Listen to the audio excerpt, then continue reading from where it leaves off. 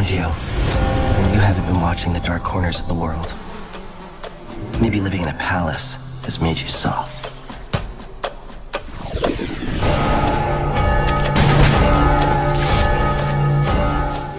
Hello everyone, I'm Ben from What Culture, and let's talk about Dishonored 2, shall we?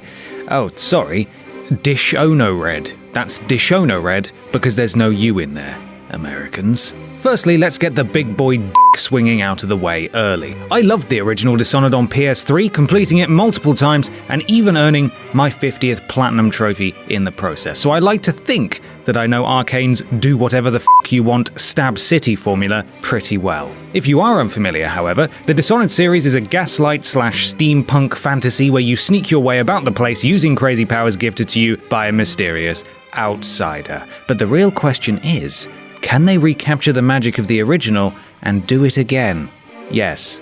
Yes, they can.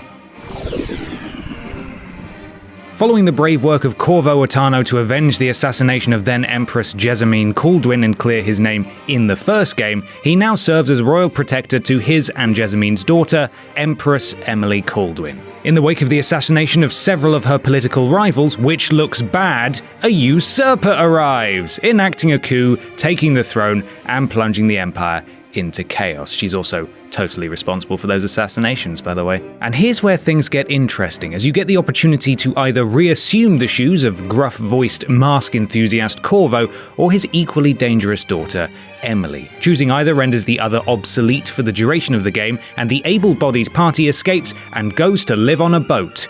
No, really, you live on a boat. A sexy murder boat! From which you travel from Dunwall to Serkonos, where the Duke and BFF of the usurper rules with his horrid cronies, whom you systematically take down one by one. It's a really great premise, and the more you learn of Emily's unwanted replacement, the more fascinating the world and characters become. Plus, as absurdly sexy and murderous as the boat is, heading back there after missions really helps to break up the action and provide some stress-free respite, particularly as a big red cross is put through another face on your dangerous dream board.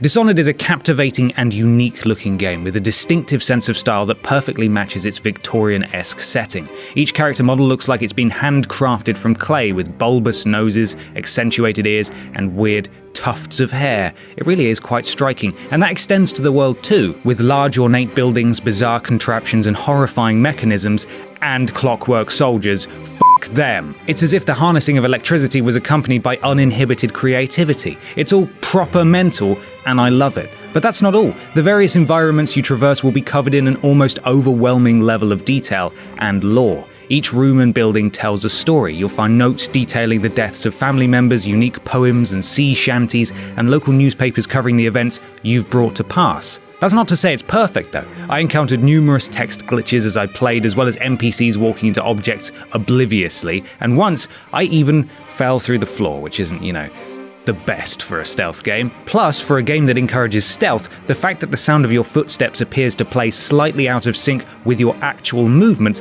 can be incredibly confusing, particularly when you're on the lookout for hostile NPCs. By its very nature, Dishonored allows you to play however you'd like. Once again, you're equipped with a sword, gun, and crossbow, as well as a unique roster of powers for each character. But how and when you use these are totally up to you, and the meticulous design of each level to give you options complements this philosophy. Would you like to sneak around, slitting throats and hiding the evidence? What about slinking around the periphery and avoiding combat altogether? Hell, if you want to charge in there and cause as much chaos as you can possibly muster, then you absolutely can. Be careful though, as the ending changes depending on the devastation you leave behind. And you'll encourage the introduction of blood flies, which is this title's equivalent of the original's rat plague, and they lay eggs in dead bodies, and oh god, they're just so horrible. But this variety extends way beyond combat, as although your ultimate goal is to take down the usurper, the Duke, and their associates, that absolutely does not mean you have to kill them. Each mission will offer an alternative, non-violent outcome, but finding out what that is up to you. Rifling through offices, listening to audio tapes, reading notes, overhearing conversations, at some point, someone's going to let something useful slip, and then you have your new objective. Using powers is almost essential to making this happen, and while Corvo and Emily have different abilities, they both range broadly from the passive view enemies through walls to offensively sicking an army of rats on someone to short-range teleportation. Emily's Shadow Walk and Tether abilities are particularly good, with the first allowing you to assume the form of a stealthy shadow beast and the other causing tethered foes to fall to the same fate as whomever they're tethered to, allowing for unique combinations and a very dangerous offense. But if you're mad enough, you can turn down the powers altogether and have a go without them. You nutcase. However, even with these gifts, sometimes you will want to curse the developers and their horrid creation. You see, I preferred to play through stealthily without killing anyone, but this proved very challenging and irritating in the early goings. Could it be that I was still getting accustomed to the game? Yes, but it didn't help that I was hiding in undergrowth that my foes could see straight through, or that there were some buildings where enemies were able to spot me from outside through solid walls. And then, when you are caught, you can run, you can hide, but these buggers are ruthless, almost to a fault. For example, when I grabbed someone to choke them out, their allies were only too happy to swing wildly at me, cutting down their friend in the process. That being said, things did start to go better as I settled into my own playstyle and unlocked some new powers, and it's very easy to forget about the frustrations when you finally start to have things go your way. Plus, there are some particularly inspiring missions here, ones that let you play rivaling factions off against one another, sneak into a witch's base of operations, and even a groundbreaking level that sees you switch back and forth between timelines. F*** that Clockwork Mansion though, and those Clockwork Soldiers? Rubbish, overpowered, and I hated them. I suppose you could call them Clockwork Soldiers for Whackers. Hashtag Clockwork Soldiers for Whackers. Probably didn't help that the loading screens were bloody long though.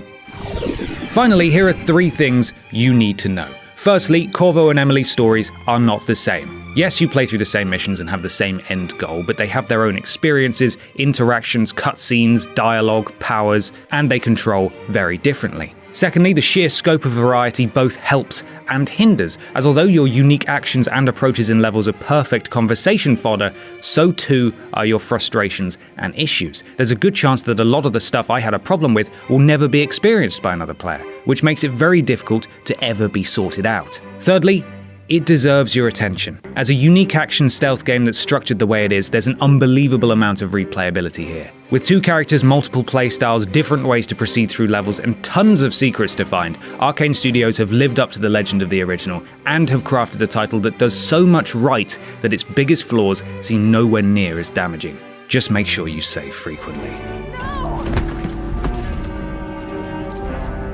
Sweet girl, over time you will come to love me. Perhaps someday you'll see me as the mother you lost. But until then, you'll be kept out of trouble. I'll lock Lady Emily in her chambers, and I'll bring her to Coldstream Prison until her trial.